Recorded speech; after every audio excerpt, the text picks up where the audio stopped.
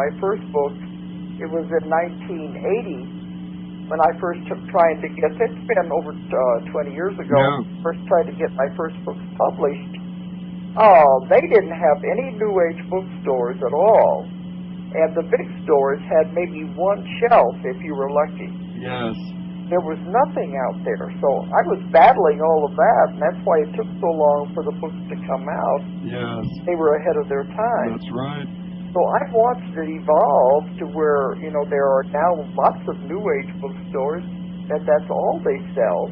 Sure. And then, like you said, there are whole sections now in the regular bookstores. It's beautiful. It just shows the change, and then look at the internet and the information on it. And everything shows that this change is dynamic and not going anywhere. It's a force on its own.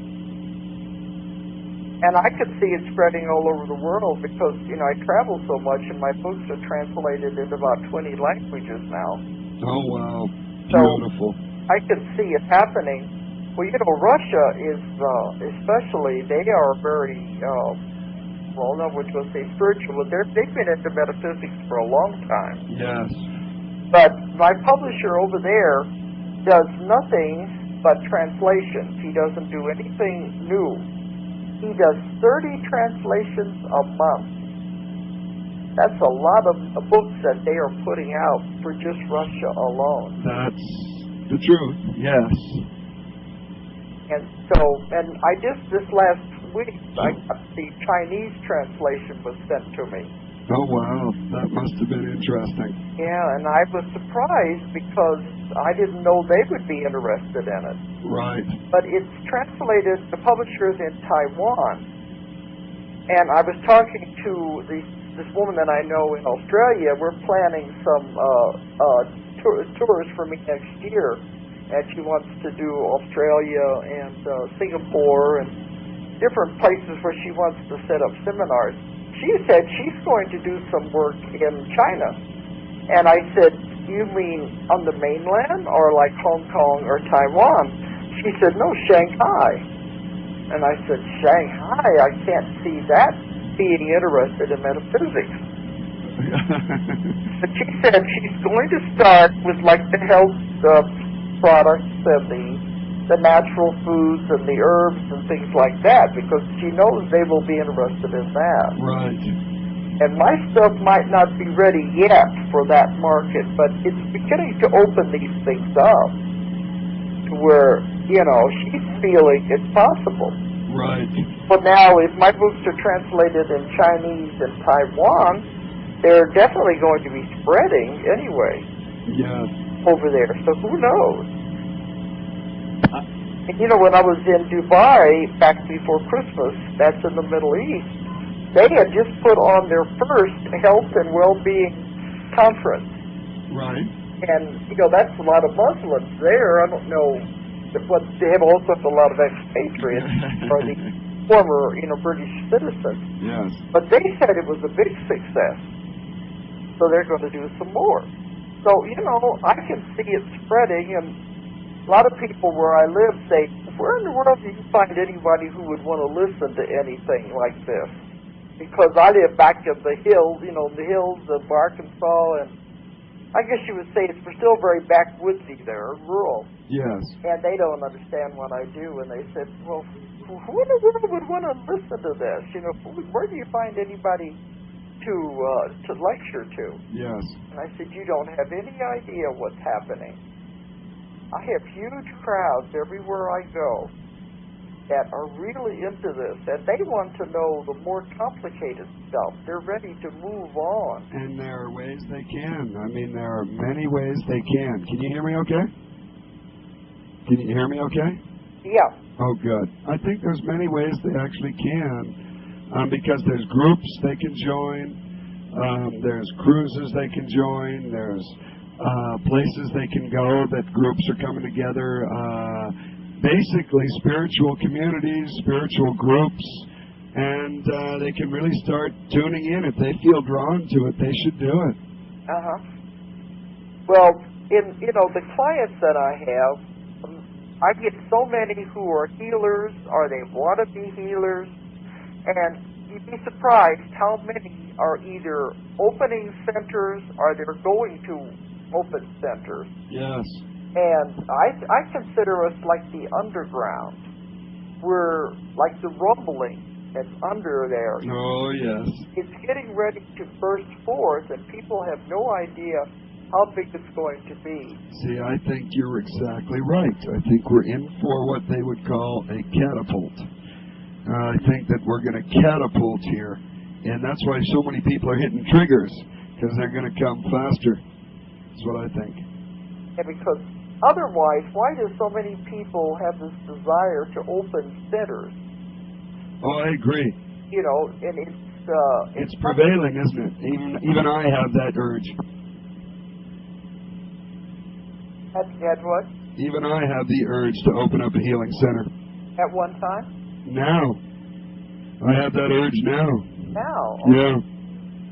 Well, I had someone just call me the other day. I'll be going out there in a few months to lecture, and she said they just bought 300 acres and they're going to open a center. Yes. And there's, I don't even have a record of all these people that are doing this. But they all say, well, when we get it done, we want you to come and let us there. You know, and so it's amazing how this is spreading. I agree. And it has a lot to do with natural healing, with herbs, acupuncture. Especially the energy healing. There's a lot going on with that. Yes, I agree. And I have doctors for clients who come to see me and say they want to get out of the part of the medical profession dealing with drugs. I would agree, and I don't blame them. I think, they're tired of it. Tired of it. Tired of the lies, tired of the betrayal, tired of the... They know they're not helping people. Well, that's right. So they said they are wanting to move over into the metaphysical, the natural. I mean, the natural Sure. and the herbals and all of that. So Sure. I think all of that is going to begin to grow much bigger than we think it is. I agree. It's a wonderful trend. And, you know, I think I've told you before, I'm working with a group of doctors and psychiatrists in Moscow who they want to unite all of the healers and the herbalists, everything in the world, so they can have like a database of everybody that's located everywhere. And this doctor told me, he said, according to the year 2000 statistics, about 42% of Americans believed and used a natural healing. Yes. That means homeopaths and all of that. It's amazing. I said, those are awful big percentages. We don't hear that here at all. You know, they're always trying to run down the homeopaths and the natural paths and the natural herbs and things. Yes. But he said that is what the statistics said. But we don't hear those things. Well, I got to get Chris Moores on. I'll let you close off the show. I just loved being here with you. Thank you. Yeah, I had no idea what we were going to talk about, but I know, and some of the stories that I tell you when we're off the phone, I know are pretty wild. Yeah. But when I get on the phone, get on the air, they're a little too wild sometimes to even talk about. Oh yeah, you only talk about what you feel comfortable with. In general, yeah, because some of the experiences we're all going through, it's not that I don't want to tell everybody, it's just that I don't want to sound like some kook. Oh yeah, but because what's going on is just beyond wonderful. And so anyways, folks, if you're paying attention to that, it's not that I'm holding back, it's that I'm holding back. Hey, because you said you wanted to talk about your experiences. Yeah, I know, in a general way. I just, it's hard for me. Cause I had this woman who came to see me, and she was saying, I got a lot of things I would love to tell you, but you would think I was crazy. Yeah. And I said, no, just go ahead and tell me. And so she starts talking about a lot of these things we're all aware of. And she said, you mean this isn't freaking you out? I said, no, I've heard it before. She said, oh, you have? So a lot of them think they don't want to talk about it because they think people will think they're cool. Yes.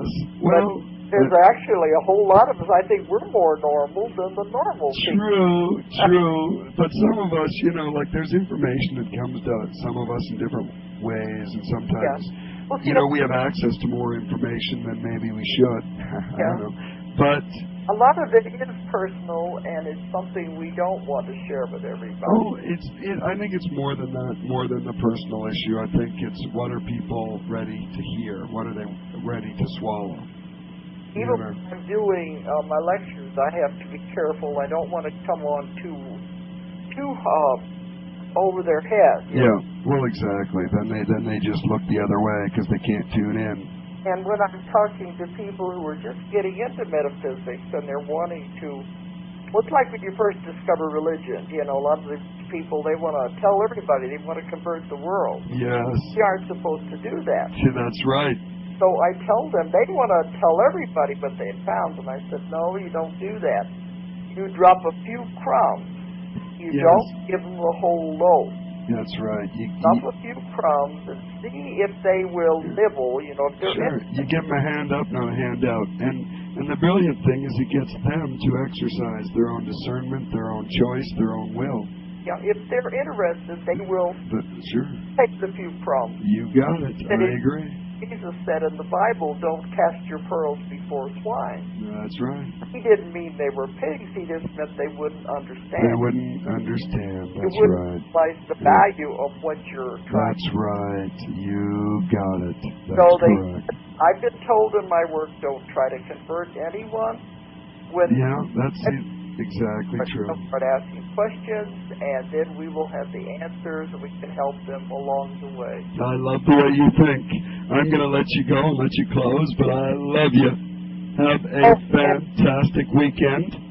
All right. Next week, I won't be able to do a show. I will be in the air flying. I guess he didn't hear me say that. Okay. All right. But if you... Oh, no, I heard you. I'm just I'll be on Friday, so I can't do the show next Friday.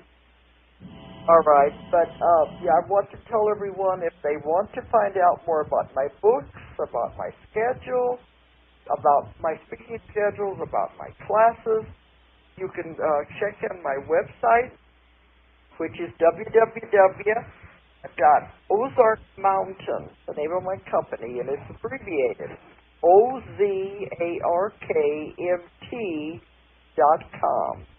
OZARKMT.com. Or you can call our 800 number and find out about the books and things. The 800 number is 1-800-935-0045. 1-800-935-0045. Okay, I'll be talking to you in 2 weeks then. Good night. You have been listening to BBS Radio, a blogandservice.com production and a service to others endeavor. Thank you very much for tuning in to our radio program, and we wish you much peace and joy on your journey.